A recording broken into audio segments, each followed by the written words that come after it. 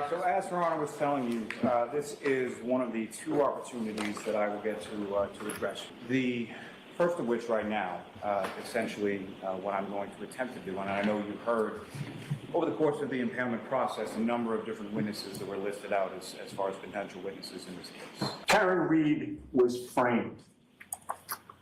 Her car never struck John O'Keefe. She did not cause his death. And that means that somebody else did. One little difference when it came to January 29th is the weather. Really? The difference is the weather? Ability to recover within these blizzard conditions certain pieces of evidence where Mr. O'Keefe's body was found. Are you going to talk about what that evidence is? Or Brian Lawford told Paul Mikowski that he was driving a big snowplow in Canton that night.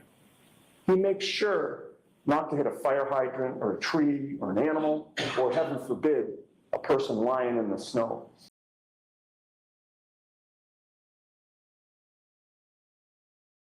Mrs. Kolakaitis had some conversation with the defendant that evening, as well as herself and Mrs. McCabe at the waterfall. So now we've jumped back in time. My opinion on why he's hard to follow, he knows this case so well that he is talking about it not in order, and he's not telling you the story of it. The defendant is the only one who sees Mr. O'Keefe. He yells and screams at Ms. Roberts to stop. Ms. Roberts and Ms. McCabe, I anticipate, will testify that they did not see Mr. O'Keefe, not only as they were driving past him.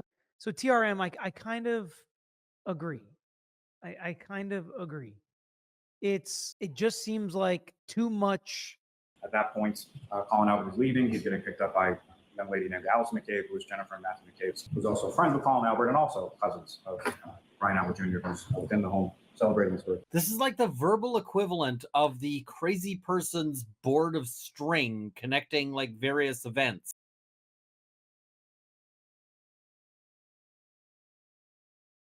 But you'll learn that he went through the phone anyway, without permission. And you'll know that he did because he told his high school buddies that he was searching her phone for nude photos of Karen Reed. And he was disappointed he hadn't found any yet. Holy shit! That he was searching her phone for nude photos of Karen Reed. What? And he was disappointed he hadn't found any yet. That is the professional and unbiased investigator who was chosen to lead the... Okay, somebody said not to pause the stream. I'm pausing the stream. I am pausing the stream and I am rewinding this because I am outraged. So Terry Roberts received a call about 5 a.m. from the defendant indicating that Mr. O'Keefe did not come home, indicating that he got hit by a plow or that he must be dead.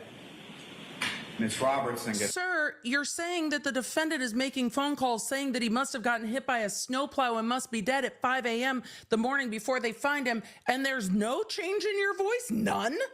No change in your voice at all? Like, he's just like, you know, and she's telling people at 5 a.m. before he's even found that he must have gotten hit by a snowplow and be dead. Sir, what? You'll learn that one of Michael Proctor's high school friends commented to him that with a dead body on the front lawn, the homeowner in this case is surely going to catch a lot of grief. And do you know what Michael Proctor's response to that was? One word. Nope.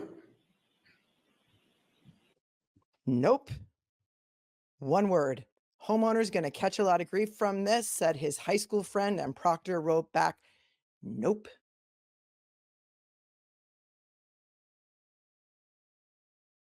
Is that the defendant, Karen Reed, is guilty of murder in the second degree, striking the victim, Mr. O'Keefe, with her car, knocking him back onto the ground, striking his head on the ground, causing bleeding in his brain, swelling, and then leaving him there for several hours in a blizzard. Opening statements have concluded in the Karen Reed trial. I found the Commonwealth's opening statement to be a bit hard to follow. You will reasonably doubt their case because Karen Reed was framed. We will stand before you again at the end of this trial and ask that you find Karen Reed not guilty. That is a great ending. I feel like the prosecution should be sitting there looking at that opening and going, can we have a do-over?